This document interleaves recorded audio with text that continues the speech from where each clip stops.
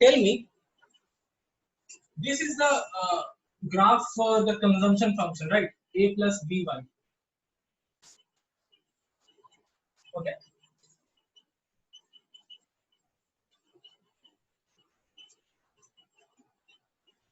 Now tell me,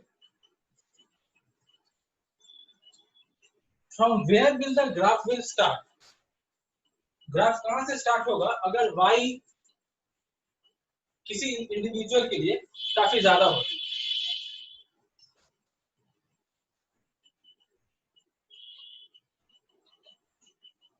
ये बताओ। y axis से ही तो स्टार्ट होगा। Suppose if you measure c by y over here, okay, so this will be a by y plus b. All right. Now tell me, from where will the graph start? अगर y का value हम increase कर दें,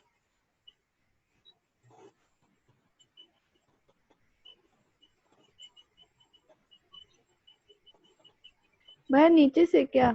yes, it will start from the origin.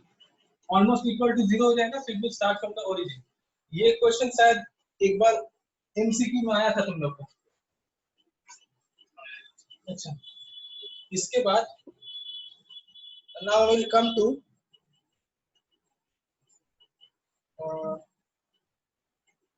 Change in MPC. तो एक तो मैंने बताया कि अगर एमपीसी चेंज हो, there are two cases. Okay, दो केसेस दिया हुआ है। First case, MPC changes but A remains the same, and the second case is MPC remains same but A falls। ठीक है, MPC changes मतलब increases। ठीक है, मान लो increases हो रहा है, MPC increases but A remains the same, and the second case is MPC remains same but A falls। तो इन दोनों का ग्राफ बना के दिखाओ। फिगर ना क्वेश्चन 1 का ग्राफ और क्वेश्चन 2 का ग्राफ। चलो अपने अपने कॉपी में सब बनाओ और मेरे को पिक भेज दो। सोच के बता, सोच के बनाओ। मैं नहीं बताने वाला ये कैसे बनेगा। You think and you draw. Question बोलिए फिर से। क्वेश्चन पहला वाला में तुमको बनाना है, when MPC increases but A remains the same, और सेकंड वाले में MPC remains same but A falls. तुम्हें कंजम्पशन फंक्शन का ग्राफ बनाना है, कंजम्पशन डायग्राम।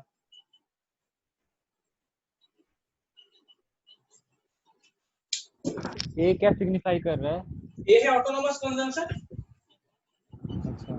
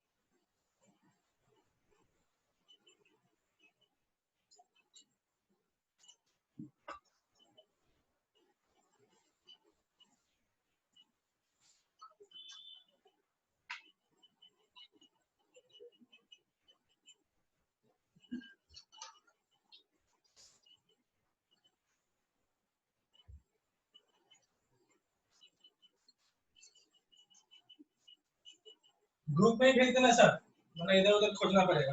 भैया मैं क्वेश्चन समझा दूं? हाँ समझा दीजिए।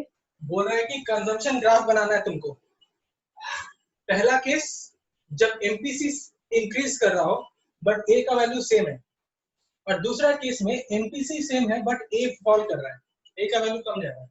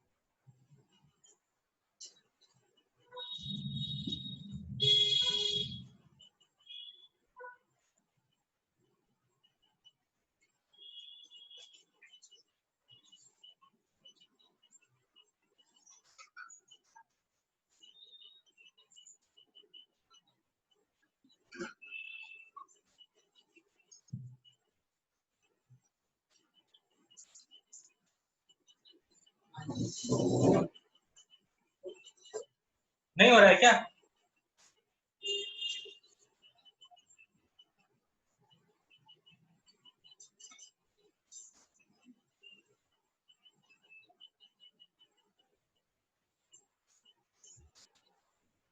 मैं तो नहीं बताऊंगा, ये तुम लोग को ही बताना।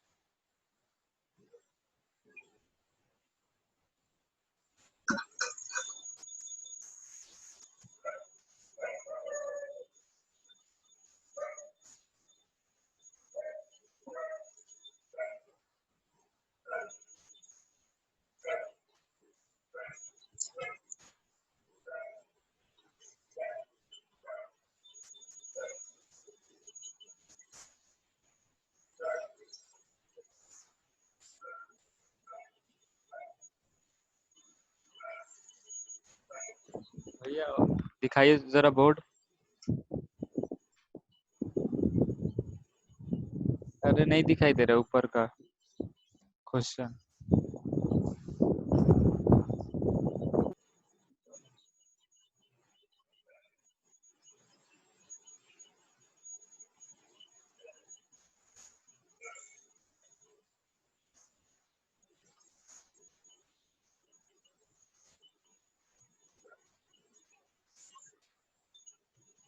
ये बना दीजिए ना आप ही, नहीं समझ में आ रहा। किसी से नहीं बना क्या? अनीशा,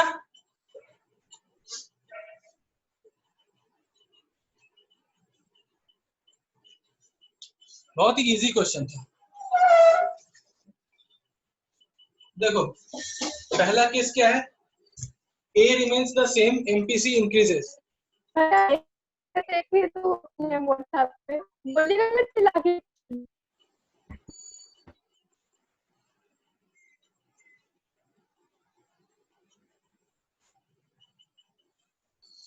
गलत हुआ है,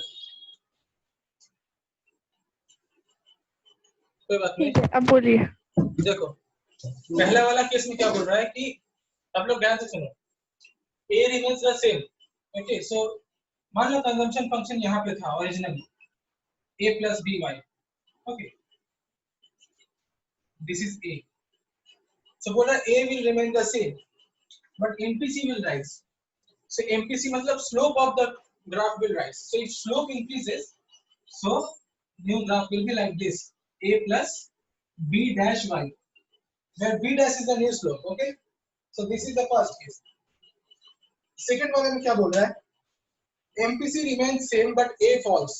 So this was our initial consumption function having a value of A as autonomous consumption. लेकिन अभी क्या बोल रहा है कि MPC remains same, मतलब this B will remain same and A will fall. So it will come below. So A dash plus by, this is your A dash. But the question is, ये parallelly होना चाहिए ऐसा कौन बोलता है? क्या तुम बता पाओगे? कोई भी एक दिन बताओ मुझे कि ये दोनों लाइन पैरेलल ही क्यों किया मैंने, नॉन पैरेलल लाइंस क्यों नहीं बनाया?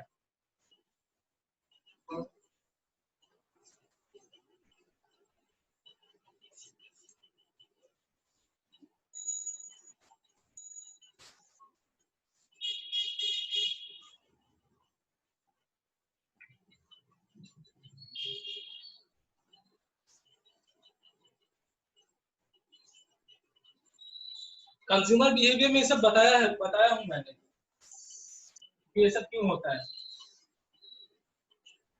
ये पैरेलल क्यों है क्या यार? अच्छा ये पैरेलल क्यों नहीं हुआ? सेम रीजन है, ये पैरेलल क्यों नहीं हुआ और ये पैरेलल क्यों है, दोनों का रीजन सेम है।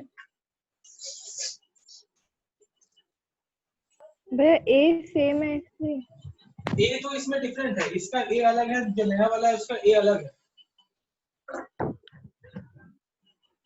रोहित बताओ।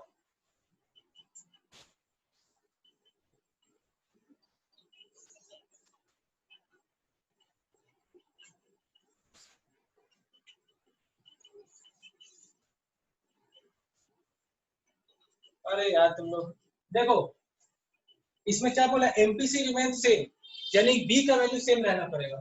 और बी क्या होता है? ग्राफ का स्लोप, राइट? तो इसका मतलब स्लोप सेम रखना है। तो स्लोप अगर सेम है तो लाइन को पैरेलल होना पड़ेगा ना, क्योंकि हम लोगों ने पढ़ा है कि पैरेलल लाइंस का स्लोप सेम होता है। मैथमेटिक्स में क्लास 10 में किया था हम लोगों ने कि जब लाइंस पैरेलल हो तो उनका स्लोप सेम होता है। तो इस क्वेश्चन में क्या बोला था कि MPC remain same. MPC same मतलब स्लोप सेम, और स्लोप सेम मतलब लाइन पैरेलल शिफ्ट होगा। तो इसलिए लाइन पैरेलल ही शिफ्ट हुआ और एक नीचे लोअर लेवल पे आ गया। लोअर लेवल पे क्यों आया? क्योंकि ए फॉल कर रहा था, ऑटोनोमस कंजम्पशन को फॉल होना था। अगर ए को इंक्रीज होना होता तो लाइन पैरेलली ऊपर की तरफ शिफ्ट होता। ओके, और इस क्वेश्चन में क्या है? इस क्वेश्चन में ए चेंज नहीं हो रहा है, इसलिए दोनों का स्टार्टिंग पॉइंट सेम जगह से, लेकिन स्लोप चेंज हो रहा है क्योंकि एमपीसी चेंज हो रहा है बोल रहा है। और चेंज कैसा हो रहा है? इंक्रीजिंग चेंज हो रहा है, इसलिए एमपीसी चेंज हुआ यानी कि स्लोप इंक्रीज हुआ। एमपीसी इंक्रीज करना मतलब स्लोप इंक्रीज करना, इसलिए इसका एंगल देखो बढ़ गया। पहले एंगल था इतना, अब एंगल हो गया इतना, एमपीसी बढ़ गया। अगर बोलता है एमपीसी इज फॉलिंग तो ये नीचे की तरफ जाता। ये बात समझ में आया तुम लोगों को सबको?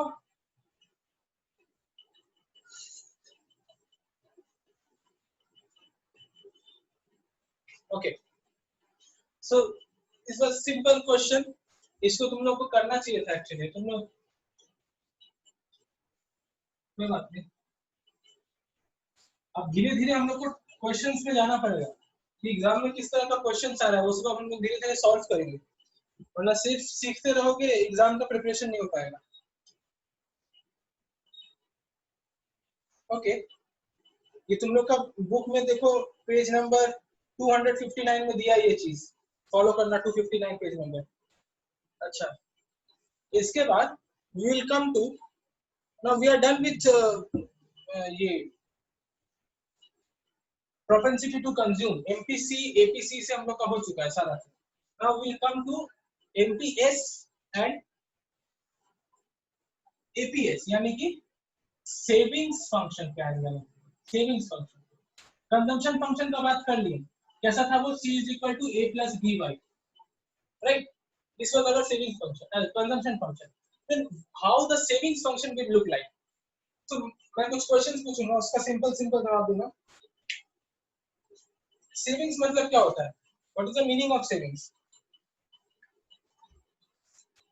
सेविंग्स मतलब पैसा बचाओ। पैसा बचाओ। कहाँ से बचाएं? किस चीज से बचाना है पैसा हमको? इनकम से। इनकम से, वेरी गुड। सो इनकम से पैसा बचाने को कहते हैं सेविंग्स करना। तो इनकम माइनस क्या करने से सेविंग्स आएगा ये बताओ? मतलब सेविंग्स लाने के लिए एक्सपेंडिचर। इनकम माइनस क्या करना पड़ेगा? Expenditure.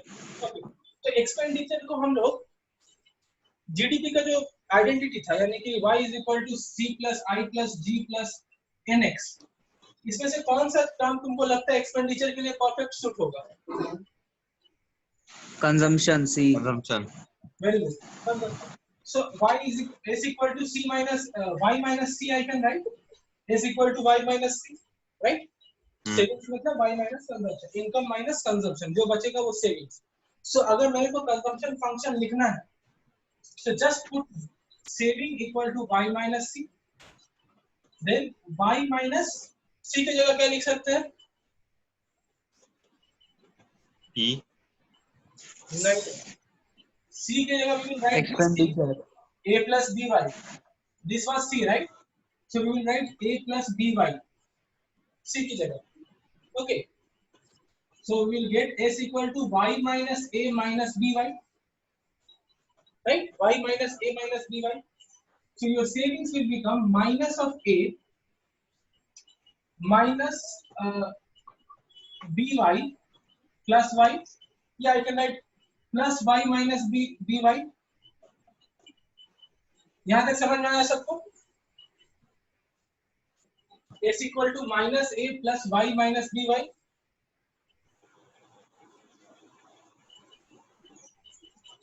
Is it clear to everyone? This step up to this step. Okay. So I can also write S equal to minus A plus 1 minus B common Y. This thing I can write.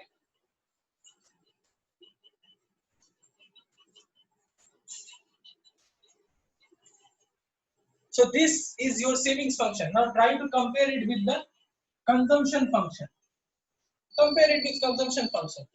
So देखो, consumption function में we have our autonomous consumption which is A.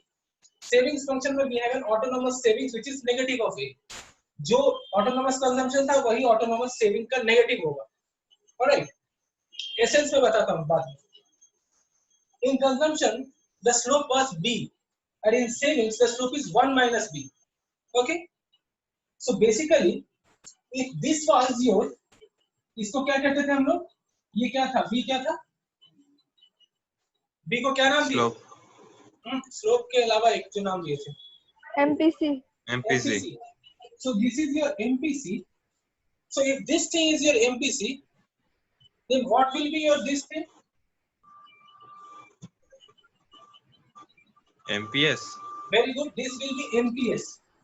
This is marginal propensity to save. तो इसका मतलब क्या हुआ? MPS मतलब कि if your income rises by 1 unit or by 1 rupees, then the amount of the portion of that income which you will save is known as your marginal propensity to save. I repeat, if your income rises by 1 rupees, then the portion of that 1 rupees which you will save is your marginal propensity to save. Now try to follow both the definitions together. Okay, MPC क्या था? If income rises by 1 rupee, the amount of income you will consume is your MPC. And MPS is if your income rises by 1 rupees, the amount of money you will save is your MPS. Okay. तो ये बताओ मेरे को, अगर 1 रुपया income बढ़ रहा है, ओके, तो उस 1 रुपया का या तो सेविंग्स होगा या तो कंजम्पशन होगा, है कि नहीं? ये बात मानते हो सब लोग? या तो सेविंग्स होगा या तो कंजम्पशन होगा. और जितना कंजम्पशन होगा उसके अलावा जो बचेगा वही सेविंग्स होगा, है कि नहीं?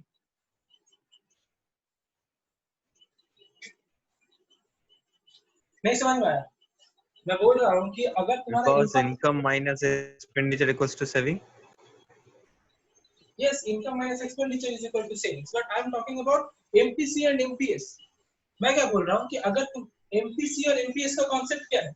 अगर 1 रुपया इनकम बढ़ता है तो तुम उसमें से सेविंग्स करोगे या कंजम्पशन करोगे. 1 रुपया इनकम बढ़ता है उसमें से अगर मैंने सपोज 70 पैसा कंज्यूम किया तो माई MPC विल बी 70 पैसा. जब 1 रुपया इनकम बढ़ता है उसमें से अगर मैंने 30 पैसा सेव किया तो माई MPS विल बी 30 पैसा. तो ये दो स्टेटमेंट में क्या कोई डिफरेंस है? मैं बोल रहा हूँ कि अगर मेरा इनकम 1 रुपया बढ़ता है तो मैं अगर 70 पैसा स्पेंड कंज्यूम करता हूँ, so this will be my MPC 70 पैसा. ओके, या मैं स्टेटमेंट को इस तरह से बोलूँ कि 1 रुपया इनकम बढ़ता है तो मैं 30 पैसा सेव करता हूँ, so my MPS will be 30 पैसा. ये दो स्टेटमेंट में कोई डिफरेंस तुम्हें नजर आ रहा है क्या? ये बताओ मेरे को.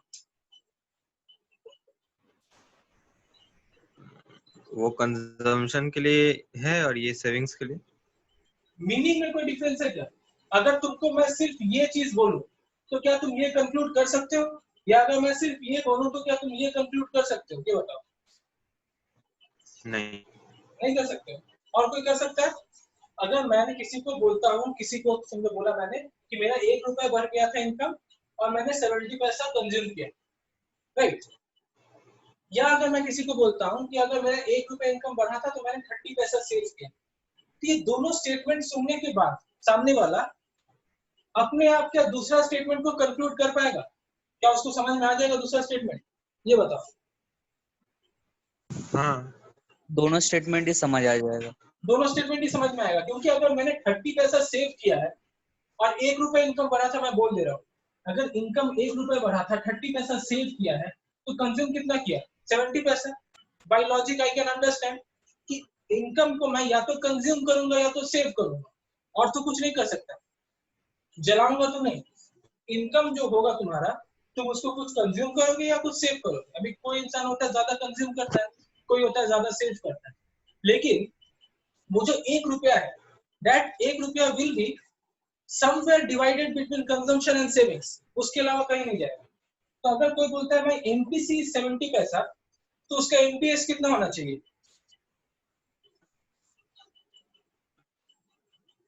30 पैसा। और अगर कोई बोलता है कि माय MPS इज 30 पैसा, तो उसका MPC कितना होना चाहिए? 70। ये बात सबको समझ में आया या अभी भी कुछ डाउट है?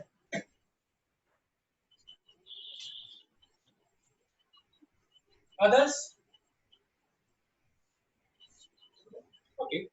तो the fact of the matter is, ये जो MPS को 1 माइनस B बोला जा रहा है, ये क्यों बोला जा रहा है? इनकम 1 रुपया बढ़ा, राइट, उसमें से MPC माइनस कर दो, तभी MPS आ जाएगा, because B is my MPC। MPC minus कर दो, MPS आ जाएगा, है कि नहीं? 1 रुपए में MPC 70 पैसा माइनस कर दो, you will get MPS 30 पैसा। या अदर वे अराउंड, अगर 1 रुपए में तुम MPS माइनस कर दो, you will get MPC। The thing is the same because your MPC plus MPS must be equal to what? MPC plus MPS must be equal to what? क्या होना चाहिए?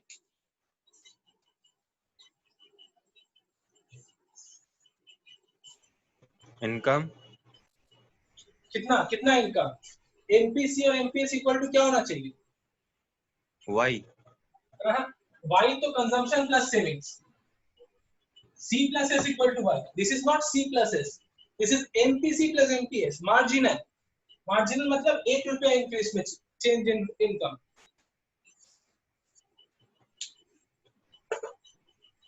अरे कोई बताओ क्या होगा MPC plus MPS? APC क्या होगा? APC APC? No no no, total income. Total income नहीं होगा। Total income is Y, consumption plus saving is Y। अगर किसी का इनकम 10,000 रुपया है, उसमें से 7,000 वो कंज्यूम कर रहा है, 3,000 वो सेव कर रहा है, this is C plus S is equal to Y। But MPC का मतलब अलग होता है। MPC या MPS का कॉन्सेप्ट है मार्जिनल चेंज। 1 रुपया अगर इनकम चेंज हुआ, तब आउट ऑफ दैट 1 रुपीज मैं जो कंज्यूम करूंगा, दैट इज माय MPC, या आउट ऑफ दैट 1 रुपीज मैं जो सेव करूंगा, दैट इज माय MPS। तो जो 1 रुपीज है, जो एक्स्ट्रा 1 रुपीज इनकम है, that should be either be divided between my consumption or my savings। और वो 1 रुपए का जो कंजम्पशन या जो सेविंग्स है, उसको नाम दिया गया MPC और MPS रेस्पेक्टिवली। जैसे यहाँ मैंने दिखाया, इस इंसान का 1 रुपया इनकम बढ़ा, तो उसका MPC था 70 पैसा, MPS था 30 पैसा। तो चाहता तो वो उसको 1 रुपए को ही डिवाइड करना है, 60 पैसा और 40 पैसा कर सकता था, 50 पैसा 50 पैसा, या 80 पैसा 20 पैसा, जो भी हो जाए, वो तो 1 रुपए को ही डिवाइड कर रहा है अपने सेविंग्स और कंजम्पशन में। तो जब हम लोग मार्जिनल चेंज को डिवाइड करते हैं 1 रुपए को, तो उसको हम लोग MPC या MPS कहते हैं। लेकिन जब एंटायर अमाउंट को कर रहे हैं, that is C plus S equal to Y। But my question is what is your MPC plus MPS? इसका वैल्यू क्या होगा? It's very simple.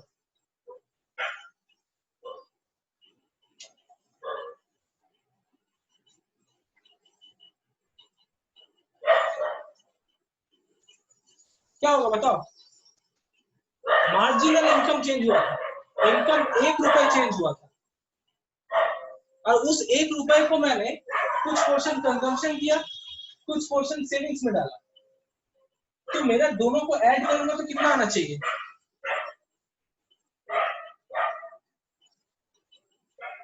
Come on Gurpreet, तुम बताओ।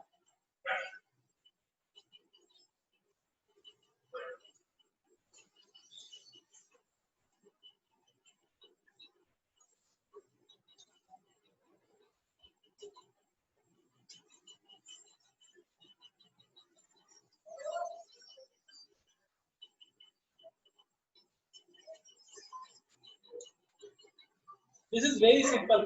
ये तुम लोग को आना चाहिए। बताओ एमपीसी प्लस एमपीएस क्या होगा? इतना देर से मैंने बताया ये चीज, सोचो थोड़ा, दिमाग में जोर डालो।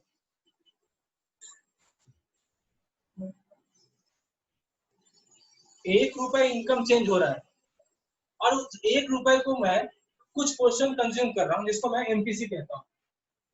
जो बच गया उसको मैं सेविंग्स कर रहा हूँ, तो उसको मैं एमपीएस कहता हूँ। तो अब मैं पूछ रहा हूँ कि एमपीसी जो मेरा जो एमपीसी था और मेरा जो एमपीएस था, दोनों को अगर मैं ऐड करूंगा तो कितना आना चाहिए? 1 रुपया इनकम। यस, 1 रुपया आना चाहिए। So the answer will be 1.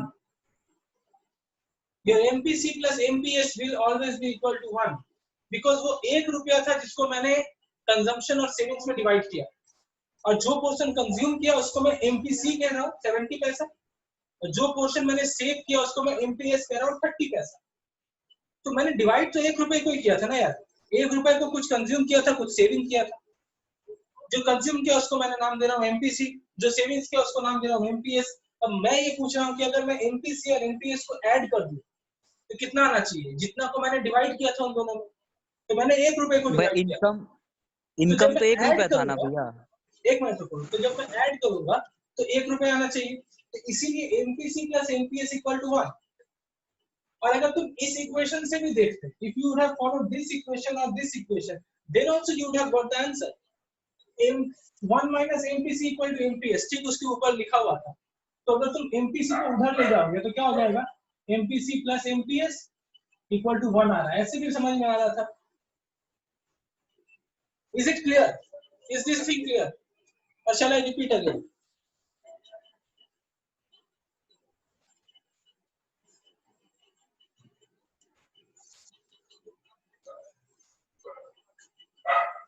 So this is the concept of MPC and MPS. A very simple concept. Okay. अच्छा, savings function इस तरह से derive करेंगे, y minus c. So the thing is, your MPC and MPS must lie between what? Now this is another question. MPC and MPS must lie between what? किसके बीच होना चाहिए दोनों का वैल्यू? ये बताओ। 0 to 1। Very good, 0 to 1। 0 और 1 पे exceed नहीं कर सकते। क्यों? Again coming to that concept, if your income increases by 1 rupees, then out of that 1 rupees you will consume some portion, that is MPC, and you will save some portion, that is MPS. तो 1 रुपया अगर income बढ़ा तो maximum consumption कितना होगा? 1 रुपया, right? चलो MPC 1 डाल दिया। अब जिससे पूछूंगा वो बताएगा। रोहित, तो सिनेरियो इज इनकम 1 रुपया बढ़ा था, उस 1 रुपए से मैं कुछ एमपीसी कर सकता हूँ, कुछ एमपीएस में डाल सकता हूँ, कुछ कंज्यूम, कुछ सेविंग्स। तो मैंने 1 रुपए का पूरा 1 रुपया कंज्यूम कर लिया, राइट? उससे ज्यादा तो कंज्यूम नहीं कर सकते। तो बताओ मेरा एमपीएस कितना होगा फिर? 0। Very 0। Next question is for Anisha. अगर मैंने उस 1 रुपया का पूरा 1 रुपया सेविंग्स कर लिया 1, तो मेरा एमपीसी का वैल्यू क्या होगा? 0। Good, very good, 0।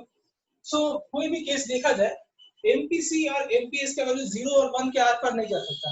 Now next question is for Gurpreet, suppose we have a situation that MPC equal to 0 and MPS equal to 1. This is first case, situation 1. And situation 2 is just the opposite. MPC equal to 1, MPS equal to 0. So we have two situations. पहला में MPC 0 है, MPS 1 है, और दूसरा में MPC 1 है, MPS 0. Now you tell me, तुम्हें क्या लगता है इन दोनों सिचुएशन में से रिच इंडिविजुअल का सिचुएशन कौन सा है, पुअर इंडिविजुअल का सिचुएशन कौन सा है? मतलब कौन सा इंसान इन दोनों सिचुएशन में रिच वाले में आता है और कौन पुअर वाले में आता है?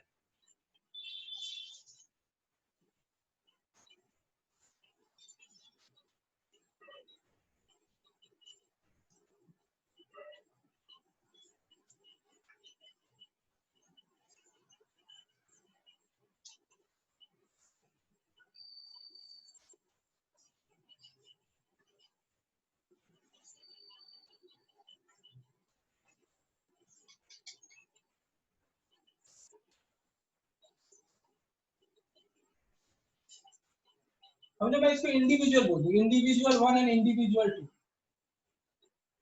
So which individual is richer and which individual is poorer? Simple question. Come on, answer दो, suppose दो. We can.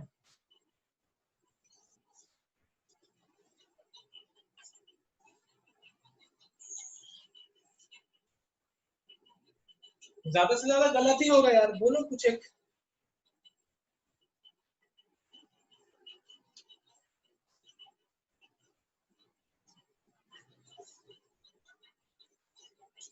सुनाई नहीं दे रहा, नहीं सुनाई नहीं दे रहा, तुम लिख दो, तुम क्या बोल रहे हो, सुनाई नहीं दे रहा. One is rich, two is poor. Very good. So this one is richer and this one is poorer. Okay. Nikhil, तुम ये बताओ, why this one is richer and why this one is poorer?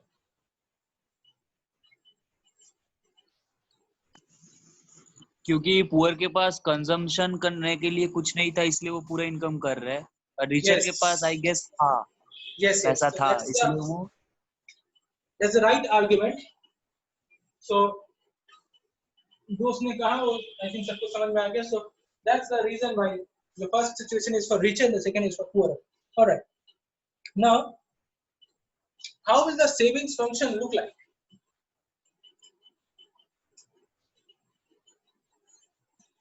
How will the savings function look like? Anisha कुछ पूछना है? बात तुम्हारा hand raise किया होगा. आंसर बोलना था, अब क्या? अच्छा, ये बताओ, ये आंसर बताओ तुम. सेविंग्स फंक्शन कहाँ से स्टार्ट होगा? Given my savings equation minus a plus 1 minus b by. So from which point your savings function will start? ये बताओ.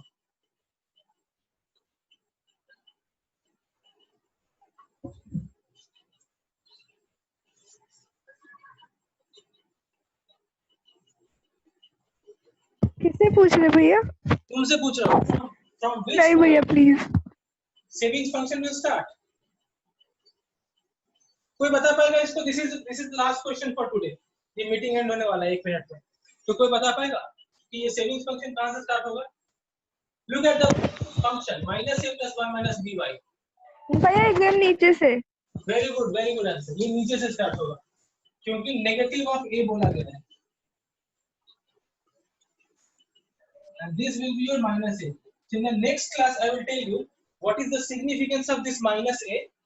And in next class, अच्छा homework is derive the value of MPS from savings function minus a plus 1 minus b by. ये homework है, WhatsApp में मैं लिख देता हूँ वापस ये वाला. ये तुम लोग को डिराइव करना है. सेविंग्स फंक्शन से MPS का वैल्यू 1 minus b होता है, ये डिराइव करना है. ठीक है, this will be your homework. Alright, रखता हूँ फिर आज के क्लास के लिए. Okay, bye bye.